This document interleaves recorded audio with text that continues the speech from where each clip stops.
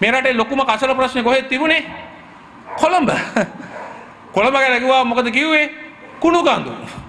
Blue මැන්ඩල් කුණු කන්ද, මට්ටක්කුලි කුණු කන්ද, මීතොට මුල්ල කුණු කන්ද, පොටින්ම ගෝ ඉතිහාසයේ පළවෙනි වතාවට කුණු කන්ද නාය ගියා. 33 දෙනෙක් මල. අද ඒව ගැන කවුරුවක් කතා කරනවද? නෑ. ඒ කුණු කන්ද ඇතිවීමේ ඉතිහාසයක් තියෙනවා. ඒ කුණු කන්දේ ප්‍රශ්න විසඳන්න කරු ජයසූරිය මහත්තයා ඉදිරිපත් වුණා. විද්‍යාත්මක කසල් රඳවණයක් හදා. එදා බෝඩ් ලෑල්ල අරගෙන අපේ ගමට කොළඹ කුණු එපා කියලා සටන් පාටේ එක්ක කවුද ඉදිරියට ගියේ? ගරු අනුර දිසානායක. අන්න කුණු කන්දු හැදුනා.